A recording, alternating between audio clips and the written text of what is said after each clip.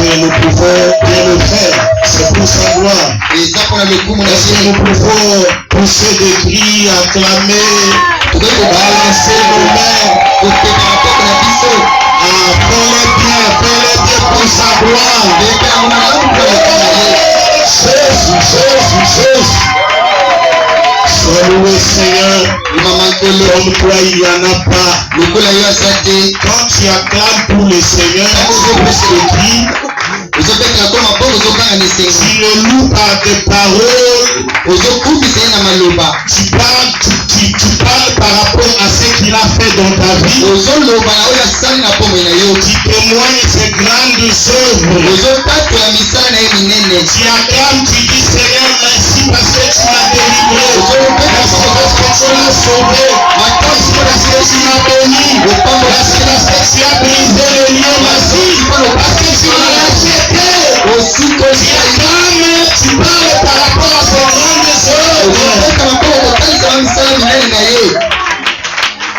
Est-ce qu'il y a quelqu'un qui est en train de le faire?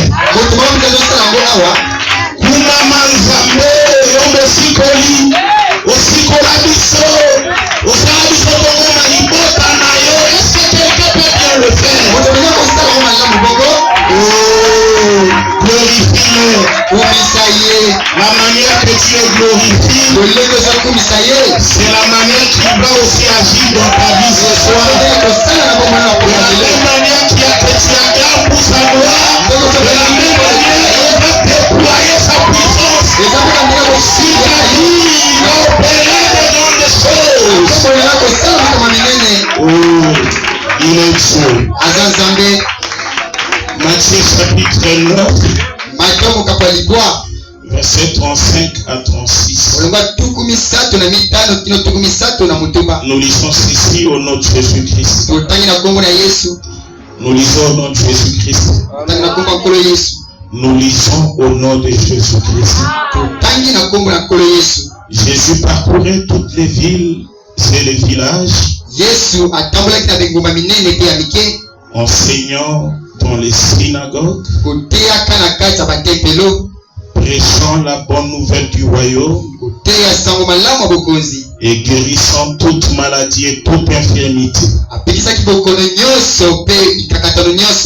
Voyant la foule, il fut ému de compassion pour elle,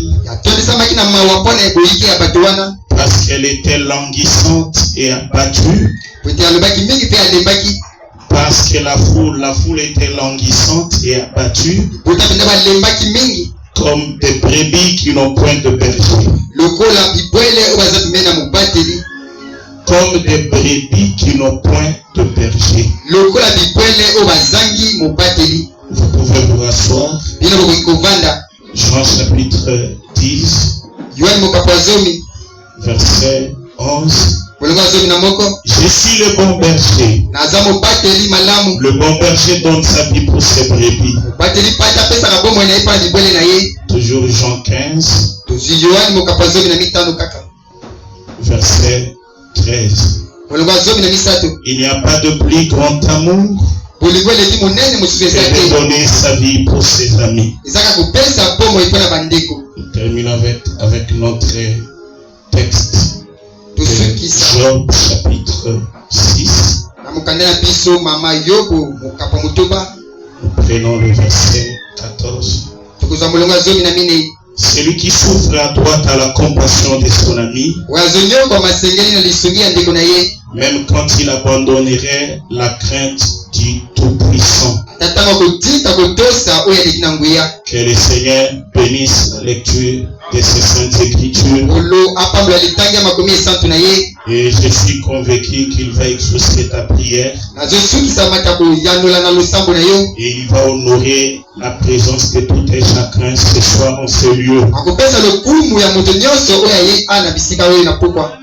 J'ai dit que le Seigneur va honorer la présence de chacun de nous ici. Alors, nous avions commencé notre exhortation sur les droits à la compassion. Depuis le mardi. Et aujourd'hui, nous parlons là-dessus. Le dimanche, nous allons nous arrêter parce que nous avons un autre programme.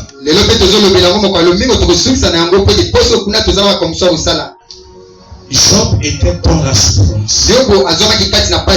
Que Dieu vous bénisse.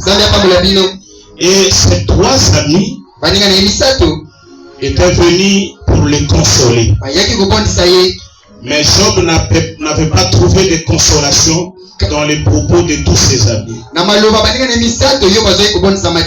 Et il les a qualifiés de consolateurs fâcheux. Quand il les a écoutés, il a dit, c'est lui qui souffre. A droit à la compassion de son ami. Même quand il abandonnerait la crainte du Tout-Puissant. Parce que Job avait constaté que ses amis étaient en train de les juger, de les condamner. Et il est dit, même si je suis injuste, même si je suis pécheur, même si j'ai abandonné la crainte du Tout-Puissant, mais j'ai quand même droit à la compassion de vous qui êtes mes amis. Mais malheureusement, Job n'avait pas de compassion chez eux. C'est pourquoi je vous avais dit que Job devait dire, mon Rédempteur est vivant. Et il se lèvera parce qu'il avait trouvé que ces 3 amis-là n'avaient pas vraiment consolé. Voilà pourquoi il dira, mon Rédempteur est vivant. Et il se lèvera. Or son Rédempteur qui était vivant, qui s'était levé, c'est celui qui lui était apparu au milieu de la tempête. Est-ce que les gens sont avec nous? Car la Bible dit que l'Éternel répondit à Job au milieu de la tempête. Dieu apparu à Job au milieu de la tempête. Il a commencé à lui répondre au milieu de la tempête. Pourquoi l'Éternel a choisi de répondre à Job au milieu de la tempête? Acclame Jésus. Acclame Jésus. Pourquoi Dieu a-t-il choisi de répondre à Job au milieu de la tempête? Job lui-même était dans la tempête. Je vous dis la vérité. Parce que la souffrance de Job, c'était toute une tempête qu'il avait bouleversé. Job était battu par cette tempête-là. Est-ce que les gens sont avec nous? Est-ce que les gens nous suivent?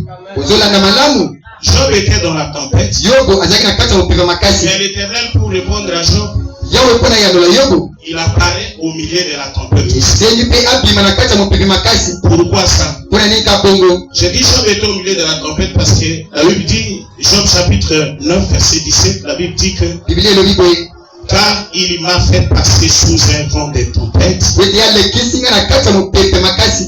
Il a multiplié mes blessures sans cause.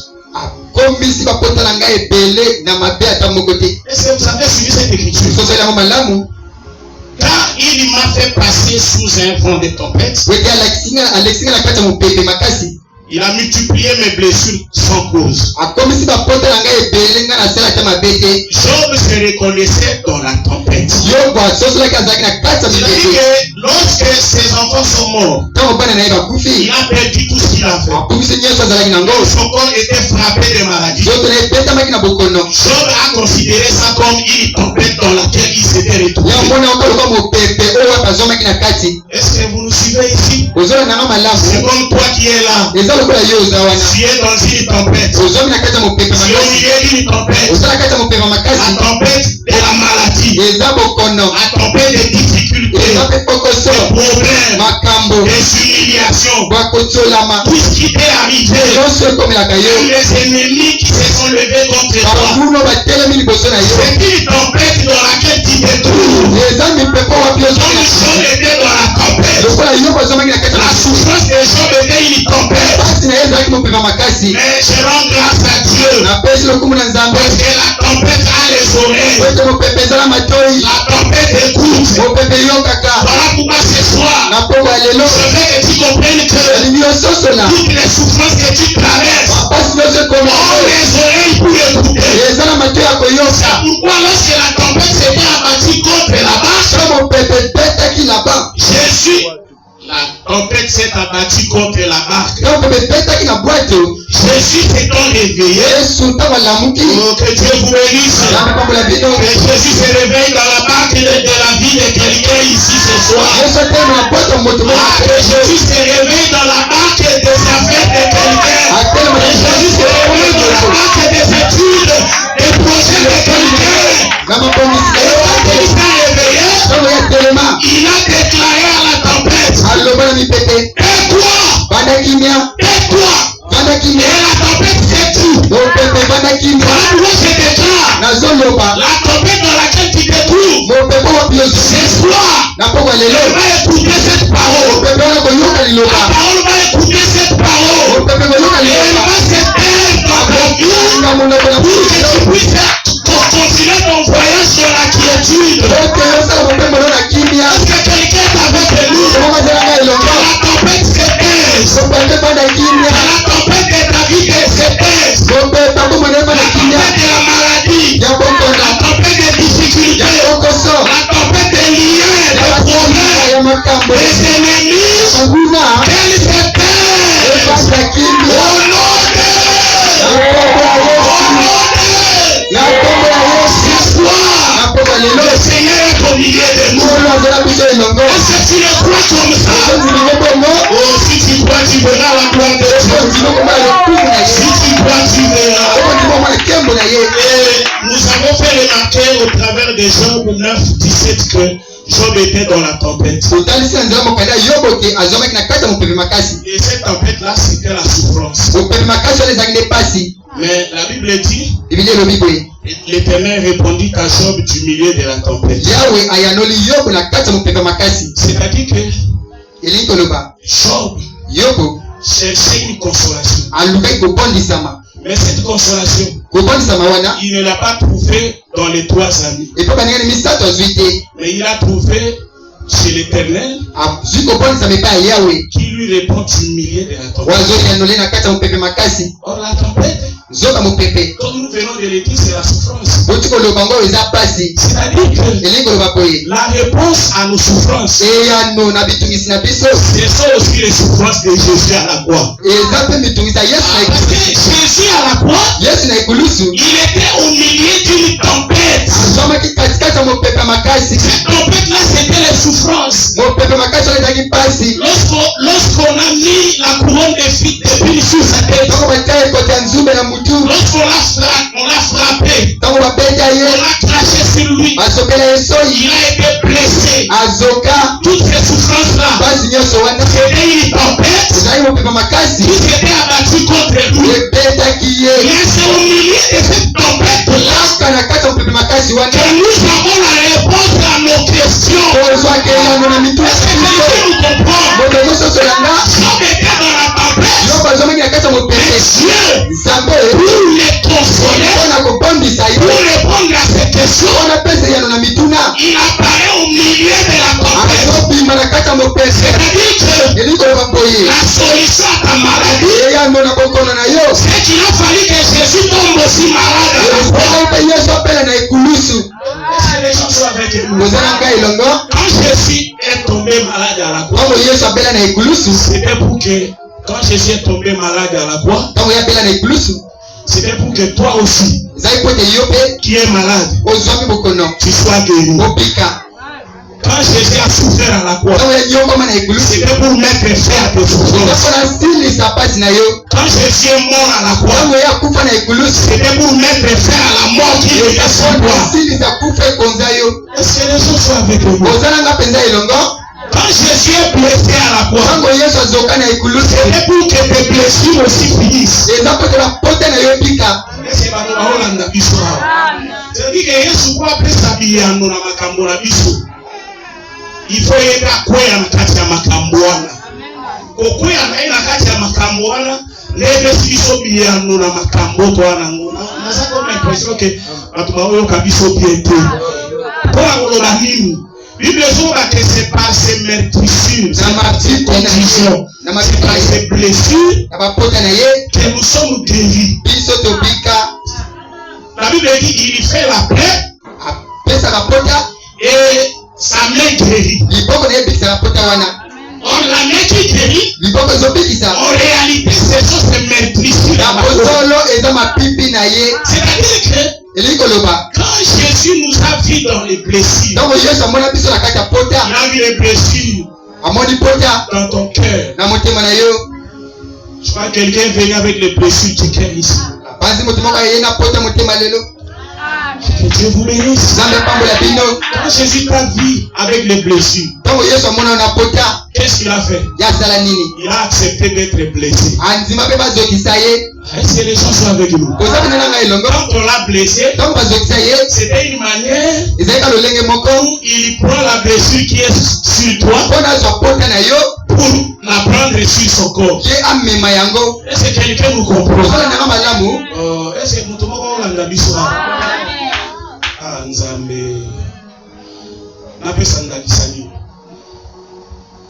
Il y a un peuple quelque part. Ils sont une sorte de fétiche de magie. Ou lorsqu'ils sont dans une guerre, dans un combat, tu le coupes, tu le blesses comme ça. Il touche. Au niveau il est blessé. Et quand il touche un arbre comme ça, cette plaie-là, que Dieu vous bénisse. Cette plaie-là quitte son corps et ça se délocalise sur l'arbre. Mais le diable n'est qu'imitateur. Le diable n'est qu'imitateur. Parce que Jésus nous avait vu dans les blessures. Il avait vu les blessures sur nous. Et quand il est blessé à la croix, c'est qu'il avait récupéré les blessures qui étaient sur le corps. Et il s'en est chargé pour que nous soyons guéris. Est-ce que quelqu'un nous comprend? C'est-à-dire que la solution à nos problèmes, c'est que Jésus a accepté de se retrouver dans les mêmes problèmes. Job était dans la tempête et Dieu lui répond au milieu de la tempête. Est-ce que quelqu'un nous comprend? Tu ne comprends pas bien. Je veux dire ceci. Dieu, quand il nous a créés, depuis Éden, nous sommes tombés dans les péchés. Nous nous sommes retrouvés dans la souffrance. Est-ce que les gens nous comprennent? Et Dieu va envoyer la loi par Moïse. Mais l'homme était incapable de reproduire les œuvres de la justice. Est-ce que vous nous suivez? Ils ont tout le temps de la loi. Parce que je dois vous dire que le temps de la loi, c'est le temps où Dieu était sur son trône et il voulait que nous puissions aller vers lui. Mais c'était impossible que l'homme puisse aller vers Dieu. Et qu'est-ce que Dieu va faire? Mais comme ces gens ici, ils sont incapables de monter jusqu'à vers moi. Je dois descendre pour aller vers eux, afin de vivre leurs conditions, leurs situations, comprendre ce qu'ils traversent. C'est là qu'un homme va naître d'une vierge. Et il va devenir enfant, il va se faire enfant, grandir dans la condition que nous tous. Il avait besoin de se vêtir. Il avait besoin de manger. Est-ce que vous nous suivez? Il avait aussi besoin d'aller à l'école. Parce que Jésus aussi a étudié. chez les Juifs, ils avaient l'école où ils faisaient apprendre aux enfants comment lire la loi. Ils avaient une école. Même les pierres ont étudié. Quand la Bible dit que ce sont des hommes sans instruction, c'est par rapport au niveau élevé de l'étude de la loi. Parce qu'à cette époque-là, il y avait des docteurs de la loi. Mais les pierres et les autres n'avaient pas fait ces grandes études. Ils s'étaient limités au niveau de l'école. On leur apprenait de lire la loi, ainsi de suite. Est-ce que vous comprenez? Jésus aussi a grandi comme tout enfant. Il a aussi étudié. Est-ce que les gens sont avec nous? Il a vécu dans cette pauvreté de ses parents qui n'étaient que des charpentiers. Est-ce que les gens sont avec nous? Il a vécu cette condition-là. Il a eu faim. Il a eu aussi besoin d'avoir quelque part chez lui où il peut loger. Voilà pourquoi un jour il dira: les renards ont des tanières, les oiseaux du ciel ont des nids, mais le Fils de l'homme n'a pas où reposer sa tête. C'est-à-dire qu'il a connu la souffrance de manquer les lieux d'habitation. Est-ce que les gens sont avec nous? Il a eu besoin aussi d'un moyen de transport. Il avait eu besoin d'un moyen de transport. Il avait eu besoin d'un âne pour faire un voyage. C'est quelqu'un nous comprend. Il a eu faim. Il avait aussi besoin des gens qui doivent l'assister par leurs moyens. C'est quelqu'un nous comprend. Oh, c'est pourquoi la Bible dit que nous avons un souverain sacrificateur capable de compatir, capable d'être réuni de compassion à notre sujet. Parce que comme nous, il a été tenté en toutes choses, sans commettre des péchés. C'est pourquoi il ne peut pas nous refuser le secours. Il ne peut pas refuser de nous venir en aide. Parce qu'il a vécu la situation que nous vivons ici-bas. C'est pourquoi lui, il ne s'était pas marié. Il a vécu cette condition-là du célibat. Il ne peut pas refuser le mariage parce qu'il connaît cette condition d'être célibataire. Il a eu faim aussi. Il ne peut pas manquer de devenir en aide. Si tu as besoin du pain, voilà pourquoi ce soir, je déclare que la compassion de Dieu puisse se manifester afin que chacun de nous qui a besoin puisse recevoir tout ce dont il a besoin. Est-ce que les gens nous comprennent aussi? Je vais te dire que le Seigneur, par sa miséricorde, fera en sorte que tu puisses avoir tout ce dont tu as besoin. Parce que lui-même avait eu besoin de ce dont tu as besoin. Quand il était ici-bas. Est-ce que nous comprenons réellement? Est-ce que nous comprenons? Oh, que Dieu vous bénisse. Est-ce que tous sommes dans ma lampe? à vivre condition quand il est monté vers son père.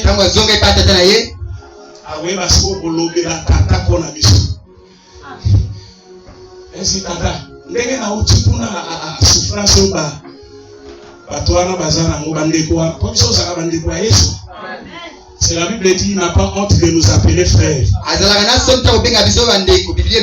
Abi papa, ma petite frère nanga, ma petite sœur nanga, ma petite sœur ya Yesu. Nzambe. Ozalaka petit frère ya Yesu. Yango ko bakate ke ona saka ngamo ko boy. Ozayo moko ozala grand frère na yo. Oya tombwa mali ko ya bakonzi nyoso. Ona ndeko ya ministre, ndeko ya député to ya sénateur te. Na sala moto na likonzi te. Na yebani te na mikonzi. Mais oui, oyebani na mikonzi te ya Congo. Mais oyebani na le roi des rois, le seigneur des seigneurs. Akombo mazali kolo ya bakombo nyonso. Oyebani na mokabo epe. Nzambe. Tozumi tungisaka. J'ai toujours dit que si nous le faisons, ceux qui disent ça, et Dieu en mesure de comprendre. Si nous étions en mesure de comprendre, de reconnaître notre identité, nous ne devions pas nous inquiéter. Que Dieu te bénisse. Que Dieu te bénisse. Que Dieu te bénisse. J'ai toujours dit ceci. Nous avons nos chefs dans ce monde. Nos présidents, tous ces vous. Vous pouvez citer. Ils sont des chefs.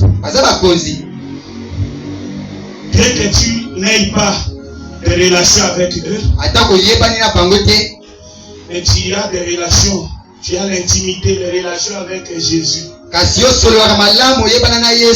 Et Jésus te reçoit à tout moment. Quand tu appelles, il ne dit pas que bon, jamais il y a un ange là qui a été programmé pour dire que votre appel, donc votre correspondant est indisponible. Non. Dieu n'a pas mis un tel logiciel dans les cieux où il y a un ange qui reçoit les appels. Vous dites que non, la personne que tu appelles n'est pas disponible. Non. Chaque fois que tu l'appelles, il est disponible. Chaque fois que tu l'appelles, il est là disponible pour te recevoir. Et il ne dira pas que tu dis attends, je dois terminer avec Alphonse et comme ça je vais te prendre. Non, il reçoit tous les appels au même moment. Téléphone ensemble, ça ndenge nini. À cause de la minute, on a appel, il y a plus de 2 millions de personnes à la fois. Personne ne répondre à au même moment. Téléphone ensemble, ça ndenge nini. Et quand on a pété. Et je te dis, ce qui doit être nini obiso tozali, to banani biso ozali. J'ai toujours dit que nous n'allons pas nous plaindre. Nous n'allons pas nous plaindre. Parce que nous avons l'autorité. Nous devions marcher fièrement. Parce que nous avons notre aîné. Notre grand frère. Qui est le plus élevé de toutes les personnes dans ce monde. Est-ce que quelqu'un nous comprend? J'ai toujours dit que moi je suis capable de déclarer même que Nzambe longola moto na mosala. Na chef na classe na osala. Il faut oublier banane aussi. On embrasse aux alliés. So on bi nani osali ke ndenge sabo. Bango bana ba relation na bakonzi ya gouvernement mokili me yo za na relation na numéro 1 ya gouvernement céleste. Yende moto atiaka bato na bokonzi na misa. Obi melobi ke toute autorité vient de bokonzi nyonso oti na Nzambe. Ngai ne sikoyo grand frère petit frère na ye ya sa grand frère yo ndenge osaboza petit frère na ye. Donc osa ndenge saboko akore recevoir à tout moment. Amen. Sikoyo sakana na pour toute autorité vient de Dieu. Ça dit que il y a un ngawana. Ce qui est ça mokozi ça parce que il y a tiayo. Amen. Est-ce que ça va na olongola yo? Amen. On a olongola yo. On a olongola yo na kwa bisaka ka yeke yete. Longola ye awa.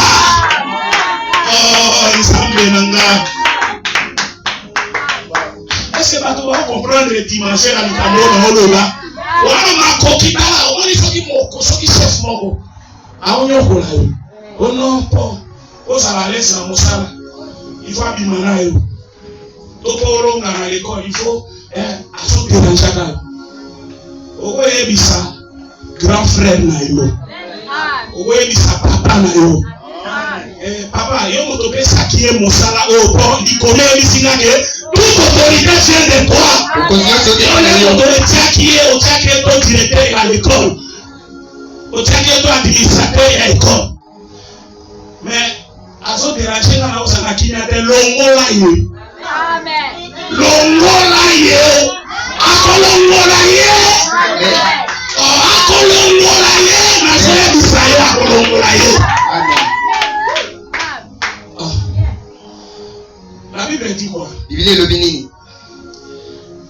Frère Thomas, la Bible dit. Bible le Bible Thomas. Si vous avez la foi.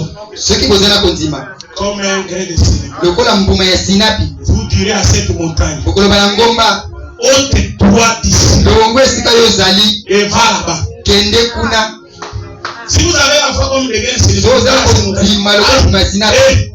Ôte-toi d'ici. Longo esika zali. Va te jeter là-bas. Kendo mipwaka kuna. Or la Bible dit que la montagne c'est le roi. La montagne c'est le chef. Apocalypse 17. La montagne c'est le roi. Si la montagne est le roi, c'est-à-dire que le lieu où la montagne est fixée, c'est son trône.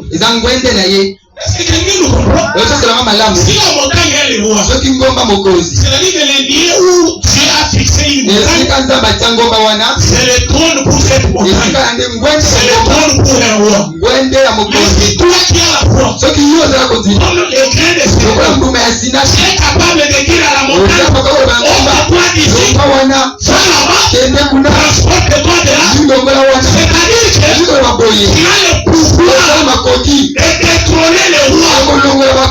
Tu as le pouvoir de détrôner le président.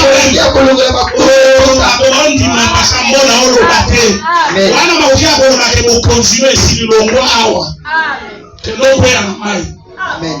Tango sana makokiona na nzela kondima kolongola ngomba bisika yango evandisami. Soki ngombe eza mokonzi ati bisika evandisami eza troni na yo. So wana makokia koloba ke ngomba longwa koya kuna na mai. Elimoi olongoli mokonzi na kiti na ye. Elimoi olongoli mokonzi na kiti na ye pe. Obwaki mosika. C'est que moto azana na foi na lobango ke ama makoki ya kosala mise en place. Ama oka kosala mise en place. Bakonzi mikolo ba onyo la biso. Nzambe balongwa na vie o nzambe longola bango tina bakonzi ya bien. Oui. Est-ce que bato baolanda biso awa? Amen. Pe omona kaka circonstance moko bebimi balongoli bato. Bato bayeba te me yo moko koyeba te ngande nasambela ike mokonzi wana azala histoire te. C'est wana makoki ya kosala mise en place.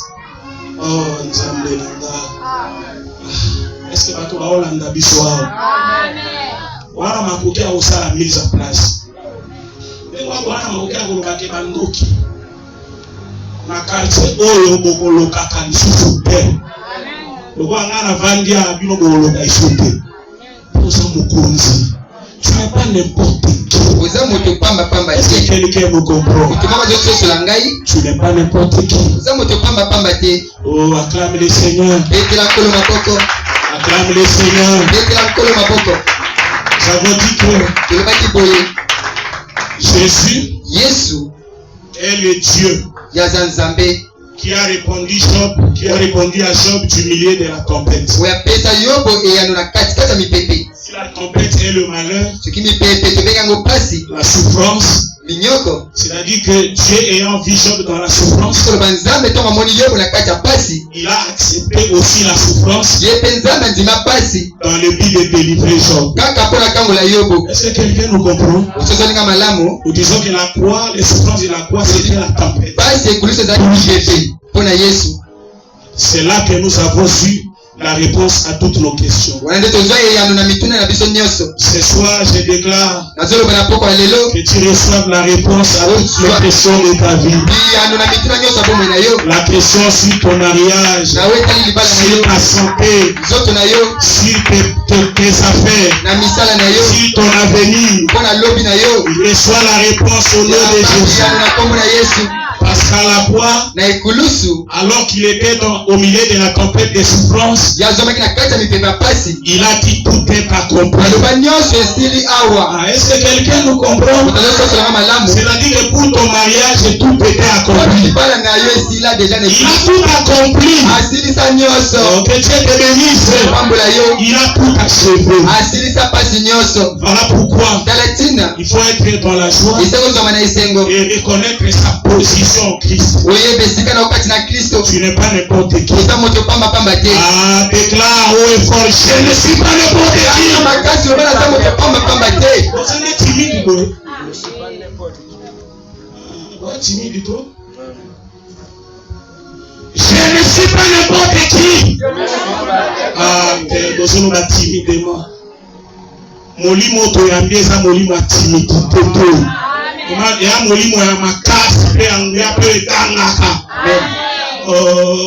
Je ne suis pas n'importe qui. Je ne suis pas n'importe qui. Même un autre.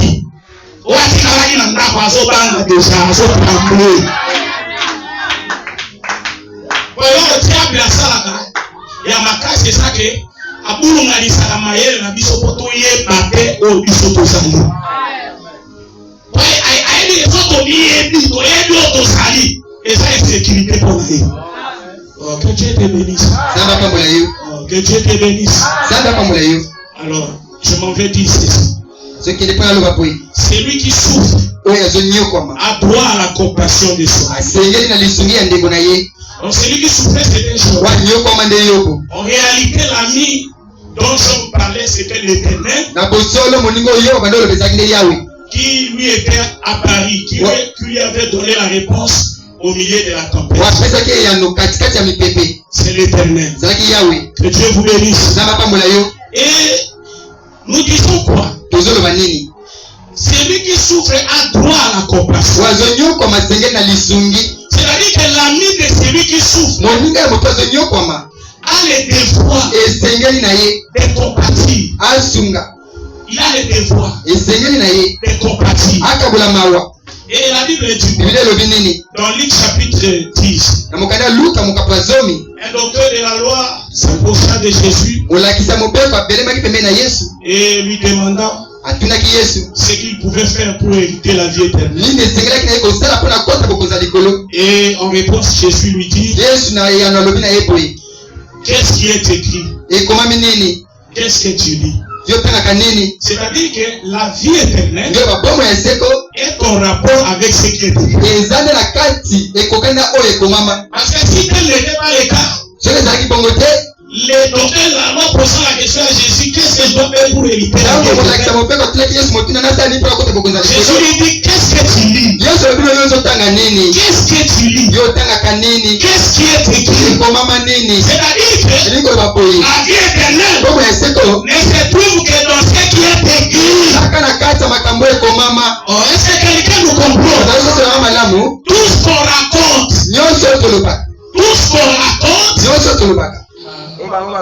tout ce qu'on raconte qui est en dehors des Écritures, tout ce qu'on peut, nous sommes à Tobalobaka, où est sa libanda ya makomi et où peut sa vie éternelle. Nini na sala kwa na swa bomo na seku. Yesu abi otangaka nini. Nini ekomani pe oyo otangaka. C'est-à-dire que bomo ya seku na swa ngonde na kati ya makomi. Car vous sondez les Écritures. Car vous pensez savoir honneur la vie éternelle. La vie éternelle ne peut pas sortir dans dehors des Écritures. Est-ce que tout ça là? Ce qui est le moyen, c'est les libanda et les communs. Et pas que les gens les ont. Est-ce que vous avez C'est pas le likambo. Eza libana likomile ba kesa eza likambo ezobo. Pour oye biki saka ebimanga na kati ya makomi. Oye pesa omo ebimanga na kati ya makomi. Est-ce que tozolanda awa? Nzamba pambola yo. Voilà pourquoi les enfants de Dieu doivent veiller à ce qu'on leur prêche pour que ça soit conforme à ce qui est écrit. Parce que c'est dans cela que nous avons la vie éternelle.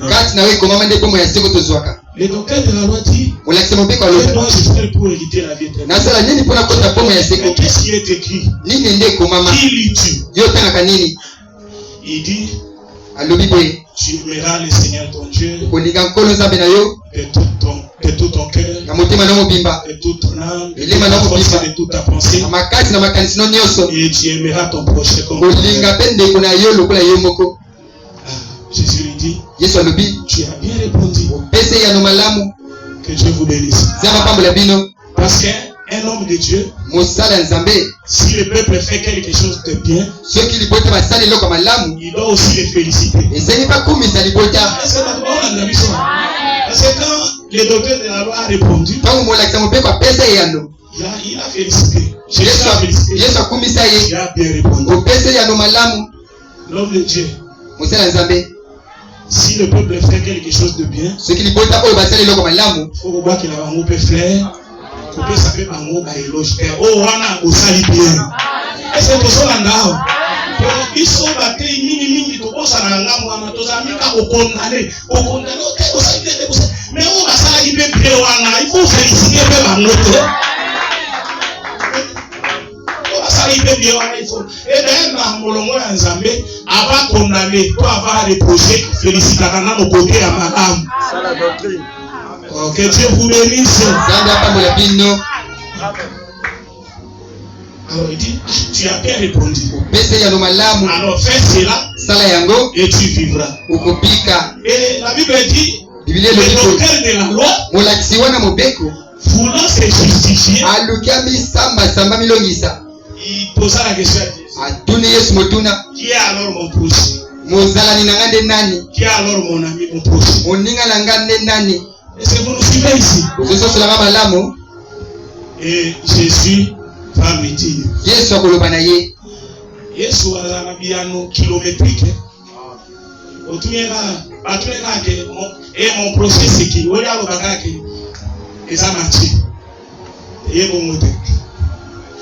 Il a emprunté un chemin. Parce que Nzela, quand ça va tourner Kana, ils ont la Nzela ya bakurubi. Yo komona kaka Nzela ka ba filisi ya moto kende kamba la moko Jésus a bomote. Otumye une question mais ya ke na yo na kilomètre. Et qui est mon proche? Il lui dit, un homme descendait de Jérusalem à Jéricho. Et il tomba au milieu des brigands. Un sacrificateur qui descendait par le même chemin. Les Lévites par sa route. Les Lévites aussi. Qui par hasard passait par là, l'ayant vu par sa route. Mais un Samaritain qui voyageait, l'ayant vu, fit ému de compassion. C'est lui qui souffrait, a droit à la compassion de son ami. Quand bien même il abandonnerait la crête du Tout-Puissant. La crête du Tout-Puissant, c'est Jérusalem que cet homme avait abandonné en descendant à Jéricho. Mais les Samaritains, bien que cela ne l'a pas condamné, il ne l'a pas jugé. Et quand il fut ému de compassion pour lui, il descendit de sa moto. Et il prit soin de lui. On versa sur ses plaies, sur ses blessures, l'huile et le vin. Je vais vous dire que les Samaritains ont versé sur les plaies de cet homme l'huile et le vin. Il expliquait que je suis l'olivier et je suis l'olivier et je suis la vigne. Je suis l'olivier et je suis la vigne. Naza Olivier eza elaya.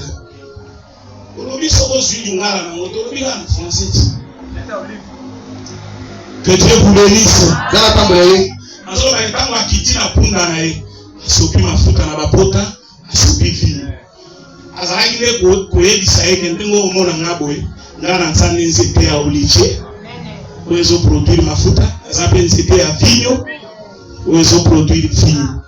Est-ce que tu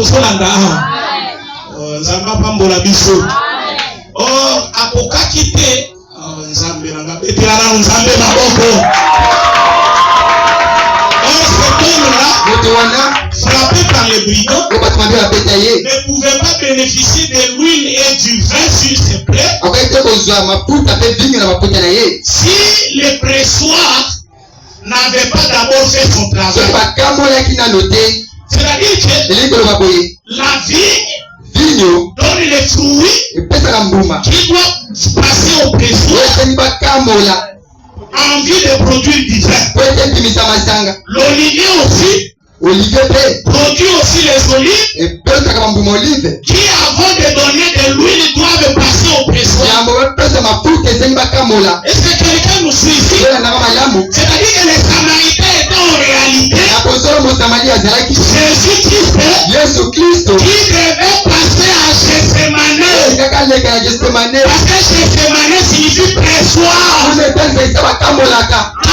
Quand on a pressé là-bas, c'est là que le vin et l'huile s'est produit. Est-ce que quelqu'un nous comprend ici? Pour que les plaies de ceux qui étaient tombés, de celui qui était tombé au milieu de brigands, soient soignés. Est-ce que quelqu'un nous comprend? C'est pourquoi je te dis que par rapport à tes souffrances, à tes blessures, que le diable t'a causé dans ce monde, que les sorciers t'ont causé, les démons t'ont causé, les maladies t'ont causé, dans ce monde, tous les ennemis qui t'ont causé des blessures là, pour qu'elles soient guéries, il a fallu que Jésus puisse passer par le pressoir, comme les raisins et les olives, afin que leurs produits puissent traiter des blessures. Je veux dire ce soir que notre guérison, c'est par rapport aux souffrances de Jésus. Si Jésus n'avait pas souffert, on serait malade aujourd'hui. Parce que Jésus ayant souffert à Gethsemane, à la croix de Golgotha, c'est notre guérison. C'est ce que je déclare que ce soir, si tu regardes l'œuvre de la croix, tu regardes les plaies de Jésus à la croix, tu regardes ses souffrances à la croix, c'est la guérison. C'est la guérison de ton âme, la guérison de ton corps, la guérison de ta vie. Avec Dieu te bénisse. C'est pourquoi nous disons que le vin versé sur les plaies, c'est la parole. Parce que le vin, c'est le sang. C'est tout ça là. C'est-à-dire que les Samaritains n'ont pas vin là. Bakota motoana. Et il m'a dit que Samaritain a soki. Ba igorisheye. Nde makila na ye. Kofi nde makila. Nde sali ke apesa makila na ye pona lobiko ya motoana. C'est pas pour la bisoa. Et les sangs et la vie, c'est la parole. Jésus dit, les paroles que je vous ai annoncées sont esprit et vie. C'est-à-dire que le vin, c'est la parole. Et l'huile, c'est le Saint-Esprit. C'est tout ça là. Lilobana molio mosatu, nanguya molio mosatu. Et ça m'a coquille à bobiki sayo. Ya kosilisa mapota na yo. Yango mutu nyonso oyo litoi na yo kililoba na pokwa lelo. Mapota na ye banda kobika. Na mapota ya motema, mapota ya basusi.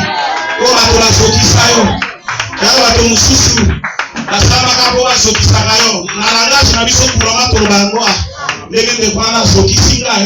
Est-ce que ezaki aki na mbele azokisi yo boye na maloba ndete parce que liloba ezalaka mpe epete.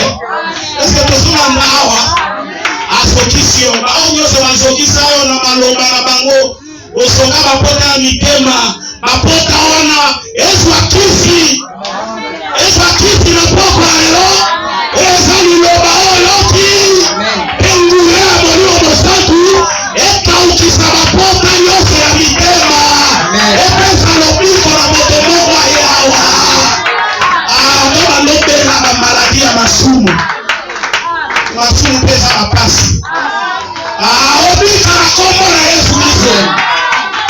Tu le retrouves toujours dans ces péchés là malgré toi. Yo linga yango te na mi retrouvaka wana. Sois délivré ce soir. Sois délivré ce soir. Je termine en disant quoi? Je termine en disant que quand les Samaritains, la vie chez lui de compassion, il prit soin de lui et il fit monter sur sa monture jusqu'à l'hôtel. Et le lendemain, il tira 2 deniers. Il a donné à l'hôtelier, lui disant prends soin de lui.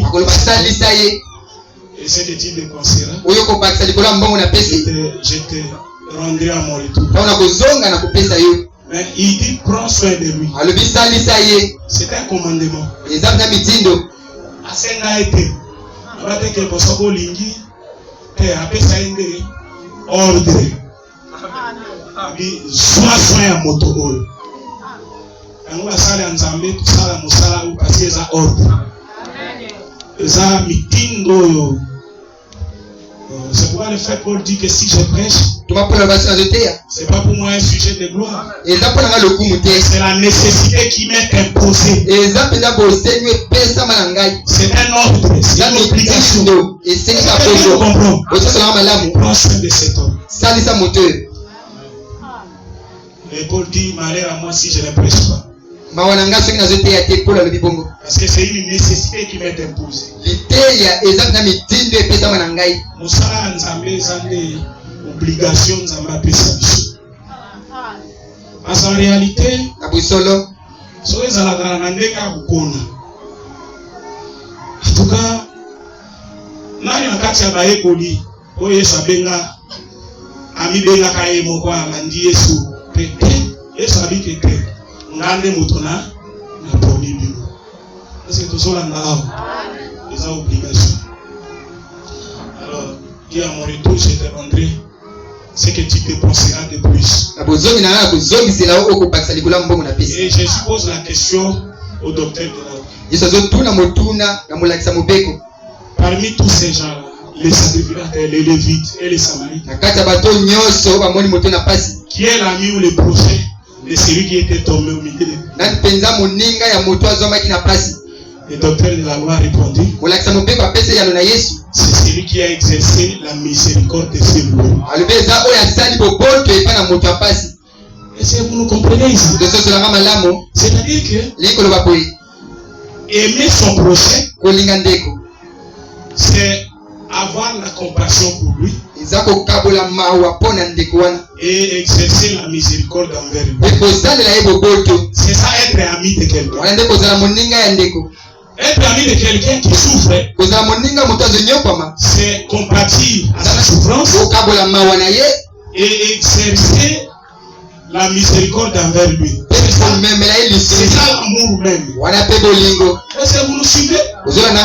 C'est pourquoi Jésus dit il n'y avait plus grand amour que de donner sa vie pour ses amis. Que Dieu vous bénisse. C'est-à-dire que c'est lui qui a droit à la compassion de son ami. C'est celui qui souffre. Et celui qui souffre là bénéficie de la compassion de son ami. Non comme une grâce par rapport à celui qui lui fait la compassion, mais comme une obligation de sa part.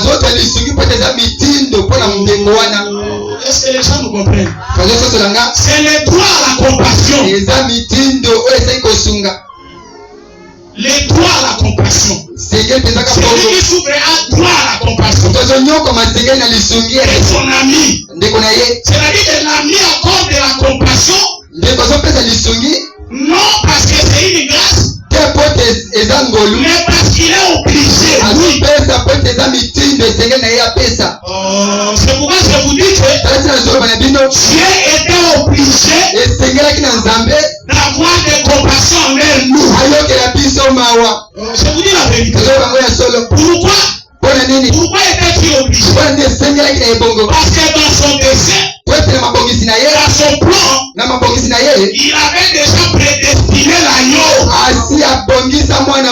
Est-ce que quelqu'un nous comprend? Dieu dans son plan avait déjà prédestiné un agneau sans défaut qui devait se manifester à la fin des temps afin de nous racheter, de nous délivrer. Et en vertu de cette prédestination, lorsque nous sommes tombés dans le péché, Dieu était obligé. Oui, Dieu, tu es obligé. Pourquoi tu es obligé? Parce que c'est toi-même qui avais prédestiné pour le travail de rachat.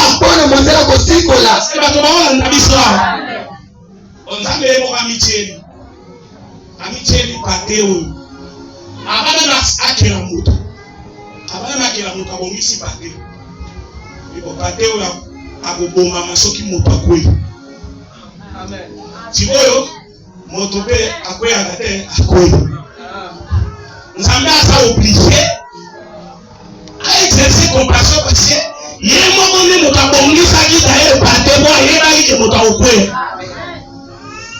yango nalobaki la souffrance nous traverser nzamba yebaki yango yango na poko alelo osana twake yao kila yo mawa osana twake na poko alelo yo kele mawa amen mais sur la Jésus yes quitta Judée pour aller à Galilée il quitta Judée pour la Galilée et la Bible dit comme il a fallu qu'il passa par la Samarie. C'est-à-dire que Samarie, Jésus était dans l'obligation de Dieu. C'était dans son plan. Est-ce que quelqu'un nous comprend? C'était dans le plan de son voyage. Il ne va pas passer Samarie outre. Il va passer par la Samarie. Or là, il y avait des prédestinés, il y avait des gens. Nzambe a obligé à passer par la Samarie. Or, il arrive au puits. Il rencontre une Samaritaine. C'était à la 6e heure. 6e heure, c'est midi. Et midi, que Dieu vous bénisse. Donc il arrive à Samarie à midi. Midi, c'est l'heure à laquelle Jésus a été crucifié.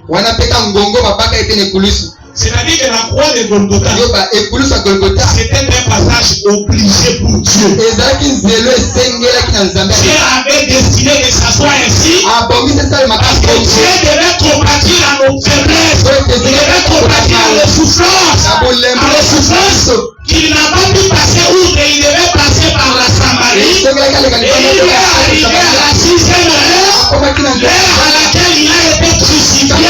Parce que la crucifixion était le passage obligé. Parce qu'avant le temps, Dieu avait prédestiné ainsi.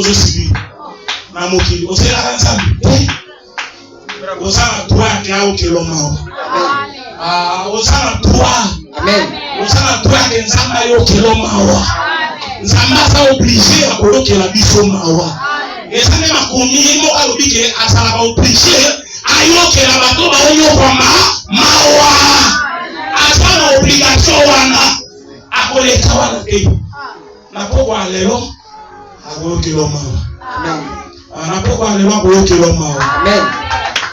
Celui qui souffre à toi la compassion. Wasonyo kama sengena lisungia ndiko na ye. Oh, so ito wala baninga asema mo iloko la shamba yake na baninga mais moko ta ukaki koyoki la ye mawa. Nzambe kaka nde moninga malamu nde akitaki na kati ya mopepe ayokela ki ye mawa peso na salaki lesole.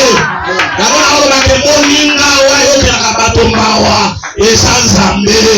Parce que bato mokila oyokela mawa mais akoko sana incapacité ya koresoudre likambo oyo osala yango wana malgré mawa na ye asuki kaka na mawa bayango ntango bayaka kolela Lazare mpona kokonsole Marie na Marthe basuka kaka na kolela mais bamema solution te. Jésus azalaka soko aleli aosuka kaka na kolela te akokende ntina Lazare sort yango na oloba te kolela Yesu ezali te atomba lelo soki Yesu ateli yo akosuka kaka na kotela te akoloba mombongo remarche sante na yo etambola malamu obika na pasi c'est-à-dire ke asuka kaka na libela te akendaka ntina baacte akendaka ntina puissance akendaka ntina délivrance yango na odeklare na pokwa ya lelo Yesu akosuka kaka na kolela te na nzela ya liteya oyaki na bashene oyaki atangama na ndenge ya milili bashene ezokatana oyaki lokola kundama na kati ya lilita lilita ezopasuka mpe azobima ozobima na bomoi ozosonga na bomoi bafeble ezosonga na bomoi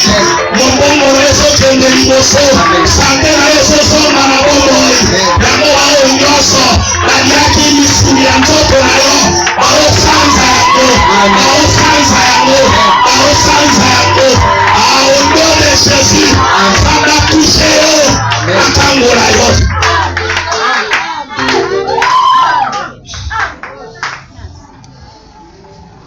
Nazoloba boye tosukisi mpe tozosambela malobo na olobana yo osala deja attitude ya losambo.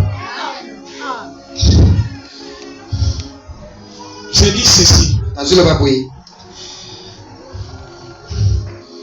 Le poisson qui avait avalé Jonas là. Je dis qu'il avait mangé Jonas. Oui, en quelque sorte, il avait mangé Jonas. Mais avant de manger Jonas, il y avait Babylone bébé. Il y avait Missi, il y avait Mikel, la Katiamai. Mais quand on me dit la Jonas, sans Jonas,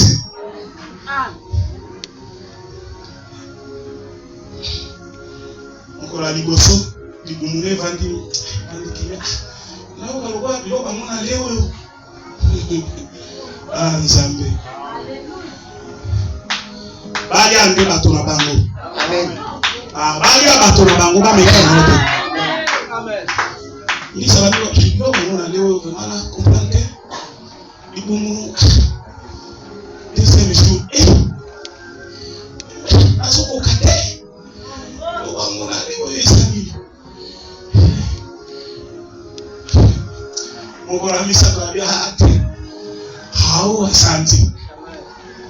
On raison là que les poissons vomissent. Parce que vomit on est. Oh. Ba iti za vele ku vomit nde lo ko motaleti. Amen. Yo ba osanza yo. Ata alia ki o pesa. Na kindoki. Amen. Ata alia ki mo ano na kindoki. Ata alia ki e deja. Amen. Abia balanga sango etali ka motema. Kusikole e deja. Baosanza. Amen. Baosanza vina yo. Baola mera mongo no baosanza yo. Baosanza yo ya noa. Amen.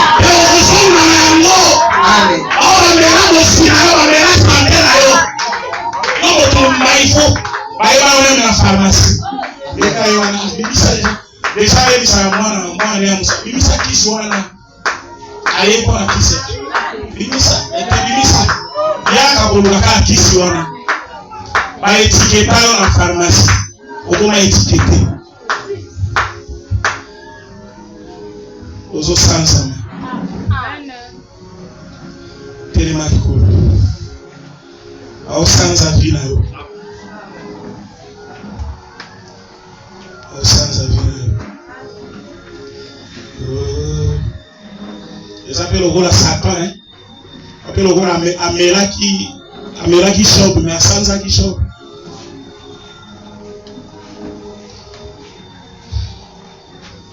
akanga